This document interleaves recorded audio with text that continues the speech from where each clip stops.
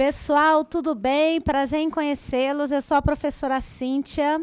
Hoje nós iremos começar a conversar sobre SUS. Vamos bater um papo muito agradável sobre Sistema Único de Saúde. Essas aulas que a gente vai estudar juntos, eu e vocês, são aulas super bacanas, que nós iremos ver os principais pontos de SUS, certo? Inclusive, cobrados em prova, né? Então, são pontos bem interessantes cobrados em provas, tá? Bom, o que eu tenho a falar para vocês? Quando a gente ouve assim, SUS, a gente pensa, ai meu Deus, que aula chata. Eu não vou conseguir ficar assistindo aula de SUS o tempo inteiro, porque isso é muito chato. Não, não é chato. Se vocês forem parar para ver a história de SUS, que é o que nós vamos começar agora, vocês vão passar a ver SUS com outros olhos. A história de SUS é super interessante. A forma de como ele implantou no nosso Brasil e por que ele implantou no nosso Brasil é super interessante. Então, começando da história, começando da origem, não tem por que vocês não gostarem de SUS. Porque faz parte da formação do nosso país. Faz parte, inclusive, da história do desenvolvimento, do crescimento da nossa população, das nossas cidades, certo? Da nossa formação, inclusive dentro da questão do sanitarismo, das políticas públicas. É muito interessante, tá? Então, a partir de agora, a gente vai começar a ver a formação de SUS, né? O histórico e a formação do nosso SUS. Na verdade, ele passou a existir de fato em 1988 pela Constituição Federal, mas a gente vai ver ainda hoje que lá na prática ele realmente foi cumprido ali na risca, né? Conforme ele está na Constituição, sabe quando? Na década de 90, a partir de 1993. Vocês acreditam nisso? Pois é, pessoal, dada a resistência dos estados. Mas calma. Calma que a gente vai começar com o descobrimento do Brasil. Entendendo o SUS, entendendo os artigos, né, da Constituição Federal, todos voltados para a saúde, a gente vai entender perfeitamente a Lei 8080, a gente vai entender a Lei 8.142 de 90, que fala de conselhos de saúde, a gente vai entender o Decreto 7.508 de 2011, que fala de regionalização. A gente vai entender tudo, sabe por quê? Porque todas essas leis e esses decretos, eles têm algo que liga um entre o outro, um com o outro. E essa ligação está baseada na história de formação de SUS. Então, tudo que a gente vai ver daqui para frente começa com a história. Entendendo a história, vocês não terão mais problema de entender as próximas leis e os próximos decretos que eu vou falar para vocês, conversar com vocês, tá? Inclusive, a própria Lei 8080 vai ser fácil de entender quando vocês compreenderem a história de SUS. E os artigos da Constituição 88 também, eles vêm diretamente da história, fresquinhos da história. Tá bom, galera? Então, vamos lá, porque agora a gente vai fazer uma viagem no tempo. Vamos começar a viajar no tempo. Olha isso que temos aqui. A gente vai começar com os antecedentes históricos. Isso mesmo, de 1500 até o primeiro reinado, eu vou fazer uma passada rápida na história dessa época aí, para a gente ver como foi que a política pública foi se desenvolvendo aos poucos na sociedade brasileira. Todo mundo sabe que 1500 foi, então, o descobrimento do Brasil por Pedro Álvares Cabral, né? Ah, mas isso é fato. Bom, Pedro Álvares Cabral descobriu o Brasil, que era praticamente povoado por índios, né? O Brasil é um país tropical, certo? Então, tomado de florestas e índios antes do seu descobrimento. tá? Nós sabemos que não foi só Portugal que teve influência na colonização do nosso país. Sabemos que tivemos vários outros tipos, né, de colônias aqui, vários outros tipos de influência europeia, principalmente, além de Portugal. Mas Portugal foi a principal, certo? Então, vamos começar, tá? Então, o Brasil foi descoberto em 1500 por Pedro Álvares Cabral. Como que era a situação do Brasil então? Então, o Brasil, ele era um país colonizado, né, por aventureiros e degregados, desde o descobrimento até a instalação do império, que a gente vai ver quando será, tá? O nosso país, desde o início de tudo, né, que foi desde o início do descobrimento em si, não tinha, né, o governo do nosso país, o rei, no caso, né, D. João, que veio para cá em 1808, não tinha uma preocupação em instalar aqui no nosso país, no início, né, do descobrimento, unidades de saúde, né, voltadas para a população em si. Como o nosso país foi descoberto por Portugal e passou a ser colonizado por ele e os habitantes nativos eram índios, certo? Quem foi povoando o nosso país? Os colonos, inclusive que se envolveram até mesmo com índios, foi ocorrendo a miscigenação, né? E depois vieram os negros, né? Trabalhar nas canas de açúcar, e assim a coisa foi evoluindo. Bom, então o povo do nosso país mesmo, que foi surgindo e nascendo aqui, certo? Não tinha uma preocupação, não tinha um cuidado, aliás, não tinha um cuidado dos reis, né? Até que viesse o império para saúde pública. Vou explicar, tá? O Brasil não tinha unidades de saúde para tratar, cuidar da população nativa, certo? Da população que aqui crescia e se desenvolvia. Certo? Houveram, sim, instalações de unidades de saúde, mas para cuidar da saúde dos portos, vocês vão entender por quê, e da família real e também da guarda real, mas da população mesmo, não havia essa preocupação. Então, vamos voltar para cá. Então, o Brasil, ele era um país colonizado por aventureiros degregados, desde o descobrimento do Brasil até praticamente a instalação do Império. Nosso país, nessa época, não dispunha de nenhum modelo de atenção à saúde da população e nem mesmo interesse por parte do país colonizador, que era o Brasil, que era Portugal.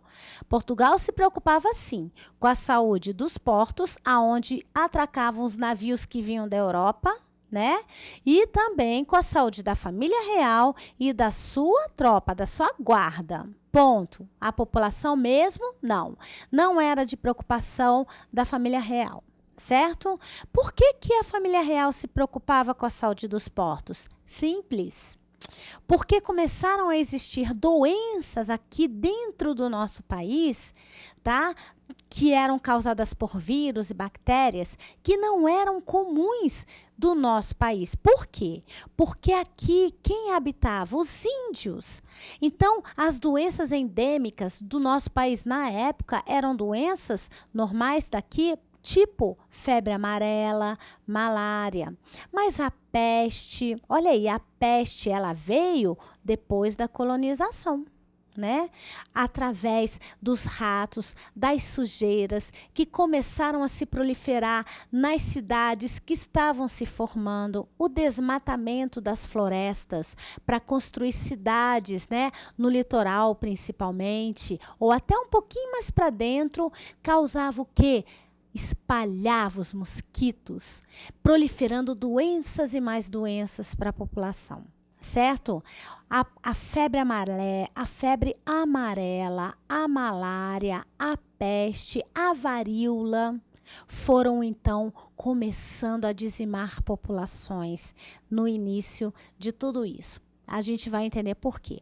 Então, como vinham, né, os navios já vinham da Europa e já atracavam no nosso país com pessoas já doentes no seu interior, porque esses navios naquela época não tinham a menor condição sanitária.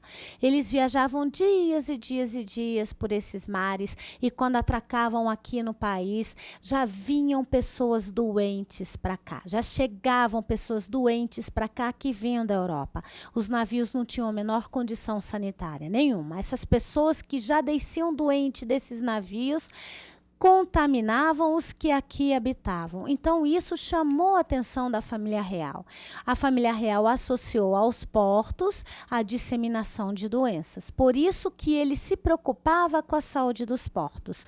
Porque esses navios traziam, sim, bactérias e vírus que não eram comuns daqui, mas que vinham da Europa e eram transportados nos seres humanos como reservatórios aqui para dentro do Brasil.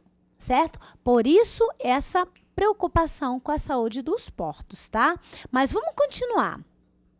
Sendo assim, a atenção à saúde da população limitava seus recursos da terra, plantas e ervas, ou por conhecimentos empíricos de curandeiros. Olha, os boticários eram os farmacêuticos de hoje em dia, tá?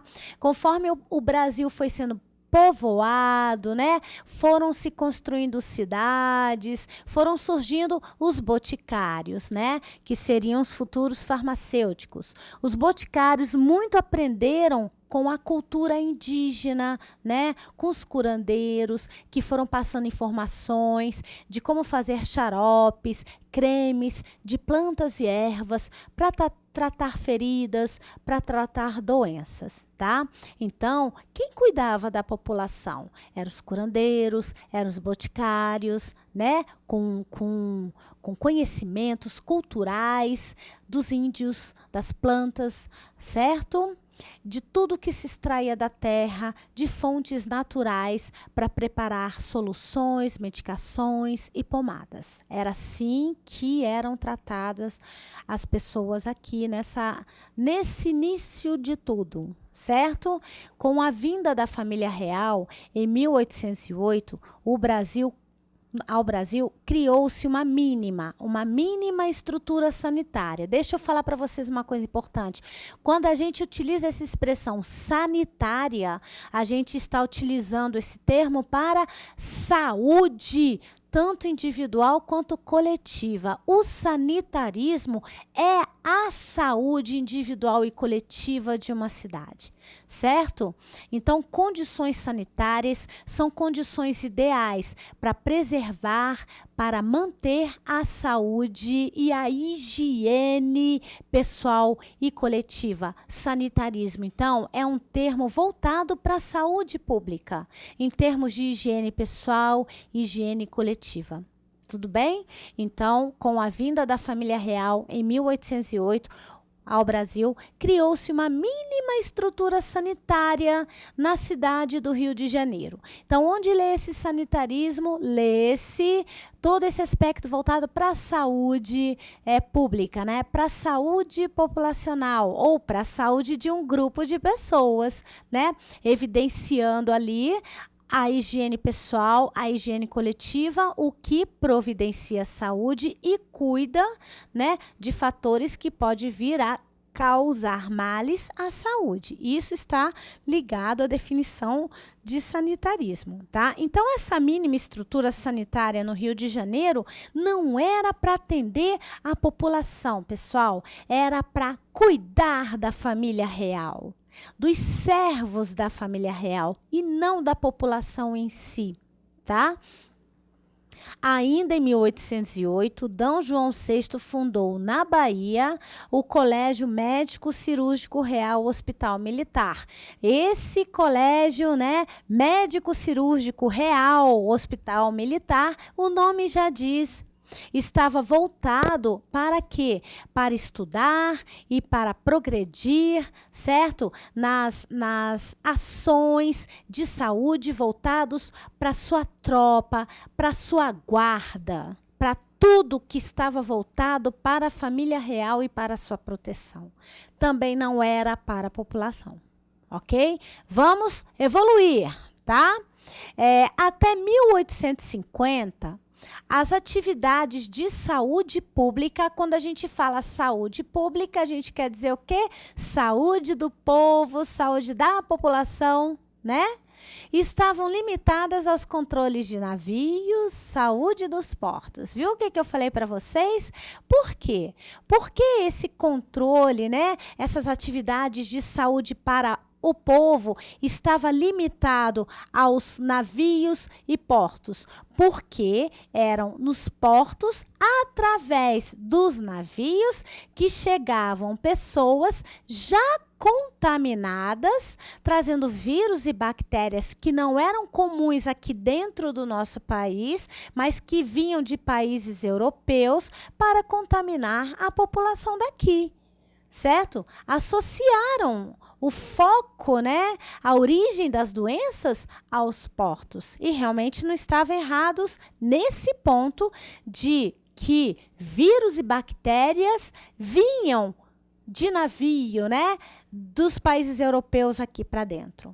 Isso realmente aconteceu, tá? Mas febre amarela e malária, estas já existiam aqui dentro. Elas só cresceram porque as florestas começaram a ser derrubadas para a construção de cidades e casas, ok? Mas a peste e a varíola, esses dois vieram sim, ó, lá de fora, aqui para dentro. Não eram comuns daqui, tá? Então, vamos lá. Assim foi surgindo e proliferando os boticários, né? Que eram os farmacêuticos de hoje em dia, que manipulavam e indicavam fórmulas, inclusive fórmulas que são comuns até hoje, tá? Então, tá aqui os navios que traziam doenças de fora para o nosso país, né? Tá aqui os portos, a condição de higiene dos portos era muito precária, certo? E tá aqui foto de boticários, né? Vamos continuar. Então vamos lá. Agora eu já pulei para o início da República, que é 1889 até 1930. Esse período da história que eu vou falar agora, nossa, ele é mega importante para a gente entender, inclusive a Previdência Social. Pessoal, a Previdência Social, tá? Mas então, recapitulando, até que a gente chegue aqui no início da República, como então era a saúde da população brasileira? Não existiam construções, não existiam instituições de saúde estruturadas, voltadas para a saúde da população propriamente dita. Tá? A preocupação era mais com a saúde da família real, das famílias europeias que aqui se instalavam, que tinham, né, um nível socioeconômico elevado e que tinha, então, cuidados de saúde mais particulares voltados para ela. A população mesmo contava com caridade, com os boticários, né, com medicações e fórmulas naturais para tratar suas doenças, ok? Mas, quando chegamos aqui, em 1889, o país estava numa situação de calamidade total com relação à falta de higiene pessoal e coletiva. Sim, havia muita falta de higiene pessoal e coletiva na infraestrutura da cidade, das cidades, né, do nosso país, aqui nessa época de 1889. Haviam epidemias nessa época, dizimando populações. Quais eram as epidemias? Era febre amarela, era malária, era peste, era varíola, certo? Estavam cada vez mais se proliferando e dizimando populações. Pessoas morriam feio dessas doenças, tá? E a população não conhecia exatamente os mecanismos de transmissão dessa doença. Muito menos a população não associava a peste às sujeiras das ruas, né? Porque não havia um destino correto do lixo das cidades nessa época, né? Não havia um destino correto do lixo nas residências nessa época. O lixo caseiro, o lixo formado, os dejetos, os resíduos, não tinham um destino correto. Então, a cidade era suja, havia uma tremenda falta de higiene coletiva, os ratos se proliferando cada vez mais, e a peste, que é transmitida por eles através, né, dos carrapatos do rato, né, contaminavam cada vez mais pessoas. Certo? As pessoas morriam feio, corpos eram vistos, né, de indigentes, pessoas, moradores de rua, eram vistos mortos pelas esquinas com essas doenças. Não tinham uma precaução de contato com os doentes, né, nas instituições de caridade, porque não conheciam a origem da doença, nem sabiam como ela era transmissível.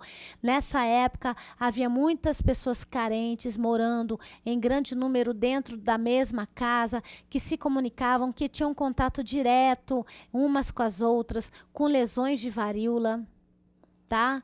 Então, as pessoas não tinham essa noção de que não podiam dividir o mesmo lençol, as mesmas roupas de cama com essas lesões de varíola. Elas não tinham essa noção. E a doença ia se proliferando cada vez mais. E a epidemia começou a dizimar populações. A condição estava caótica. Então, olha o que aconteceu, tá? A Constituição de 1891, né? Ela foi a das primeiras constituições, né? Ela determinou aos estados a responsabilidade pelas ações de saúde da população e saneamento. Por quê? Porque a situação chegou num estado caótico tão grande e tão sem controle, que foi na Constituição de 1891 que houve a primeira preocupação do governo brasileiro, né, para a saúde da população. Por conta desse descaso que existia antes com a saúde da população, por conta da falta de controle das pessoas que morriam pelas epidemias da época e por conta da enorme sujeira e falta de higiene coletiva que existia nas cidades do nosso país nessa época. Então, por conta disso, que essa Constituição aqui de 1891 passou a se preocupar com a situação caótica do país, ok? Porque a coisa estava já sem controle, certo? Então, surgiu na cidade do Rio de Janeiro um quadro sanitário muito caótico, caracterizado pela presença de diversas doenças graves, como varíola, malária, febre amarela e peste. A peste é causada por ratos, certo? Então, estas eram as epidemias da época.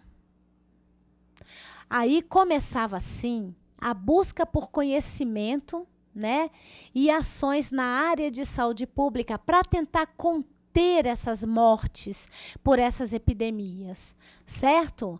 Com a criação em 1897 da Diretoria-Geral de Saúde Pública. Agora sim, em 1897, foi criado um dos primeiros estabelecimentos nacionais voltados para a preocupação da saúde da população brasileira, para a administração, tá, das ações de saúde voltados para a população brasileira. Começava aqui nessa época a criação das primeiras políticas públicas de saúde do nosso país.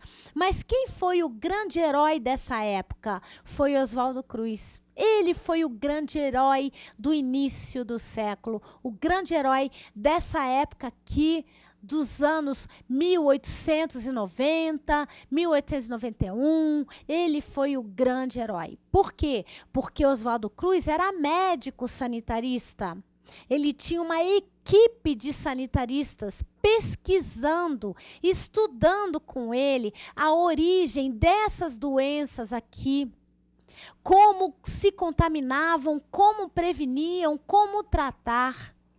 E eles tinham grande conhecimento e grande noção de que essas doenças estavam relacionadas com a falta de higiene pessoal, com a falta de higiene coletiva, com a falta de saneamento básico das cidades, com a falta de cultura cultura de higiene coletiva que existia nas cidades. Não existia essa cultura de higiene nas cidades. As ruas eram sujas, os lixos não tinham destino adequado, né? E Oswaldo Cruz trouxe para o nosso país essa mentalidade, essa cultura de higiene pessoal, de higiene coletiva. Então, tudo começou com ele. Mas acontece que Oswaldo Cruz pegou um país completamente sem controle. Então, ele teve que tomar medidas tempestivas para combater as epidemias da época, que eram malária, varíola, febre amarela e peste. Essas medidas tempestivas, inclusive, uma delas é muito famosa, que é a revolta da vacina. Ah, lembrei, Oswaldo Cruz foi quem introduziu, quem implementou a vacina no nosso país. Olha que coisa interessante. Então, vamos lá? Então, Oswaldo Cruz, né, ele era do Instituto Soroterápico, que estudava o quê? Os agentes etiológicos, né, através do soro, através de exames de sangue, né? Então, ele era do Instituto Soroterápico, ele também estudava em animais, ele também isolava animais para fazer pesquisas. Então, o Instituto Soroterápico Federal foi criado em 1900. Hoje em dia, ele é conhecido como Instituto Oswaldo Cruz, lá no Rio de Janeiro, na Avenida Brasil, onde tem um castelinho muito famoso que as pessoas veem quando passam pela Avenida Brasil. O Instituto Oswaldo Cruz, hoje em dia, contém um dos laboratórios mais importantes do nosso país. Tá? Então, vamos lá. Esse aqui é Oswaldo Cruz. Então, vamos ver o que Oswaldo Cruz fez por nós. Olha lá. Em 1903, Oswaldo Cruz foi nomeado, né, diretor do Departamento Federal de Saúde Pública do Rio de Janeiro. Afinal, ele tinha os conhecimentos na mão. Ele tinha o domínio de tudo que estava acontecendo no Brasil. Certo? Em termos de epidemia. Tá? Criou-se, então, um verdadeiro exército de 1.500 pessoas. Espera aí, esse exército não é exército de pessoas com boot, militares do exército, não. Esse exército são de pessoas que foram reunidas e treinadas para correr atrás de focos de mosquito, de focos de rato e também correr atrás de quê? De sair catando, né? Recrutando, educando as pessoas quanto ao destino correto dos lixos, quanto à limpeza urbana, quanto à higiene pessoal e coletiva. Era desse exército que essa época da história estava se referindo. Então, quando Oswaldo Cruz ele foi nomeado como diretor do Departamento Federal de Saúde Pública, ele tinha o poder nas mãos o suficiente para juntar um exército de 1.500 pessoas que percorreram casas, ruas, construções mal acabadas, contra o mosquito vetor da febre amarela, destruindo focos, né, que cultivavam o mosquito da febre amarela, propondo eliminar a febre amarela no país. E ele conseguiu, hein? Certo? Ele implantou medidas sanitárias radicais, como brigadas que percorreram casas, jardins, quintais das residências, ruas, para eliminar focos de insetos e também focos de roedores, para tentar acabar com a peste. Mas acontece que, como a população não conhecia exatamente, né, quem era Oswaldo Cruz, e como a população tinha desconhecimento total de que higiene pessoal e coletiva combatiam essas epidemias, as pessoas não entenderam muito bem e se sentiram invadidas por essas medidas, né, de Oswaldo Cruz. Então, sua atuação, ou seja, a atuação de Oswaldo Cruz, provocou uma violenta reação popular, né? Porque ele teve que tomar atitudes tempestivas à procura de focos de mosquito, focos de rato, educando a população, invadindo casas à procura desses focos, né? Invadindo casas à procura do destino errado de lixos. Então a população se sentiu invadida com isso e ele provocou uma violenta reação popular. Acontece que nessa época a incidência de peste bubônica, que é transmitida pelos ratos, diminuiu com o extermínio dos ratos, né? Cujas pulgas transmitem a doença. Pulgas transmitem a doença. Se eu falei carrapato, desculpe, são as pulgas do rato. Ele deu um jeito no país, tá? Mas vamos fazer o seguinte, vamos dar um intervalo de 5 minutos e a gente já volta, porque tem muita história para contar até chegar em SUS. Vamos voltar daqui a pouco.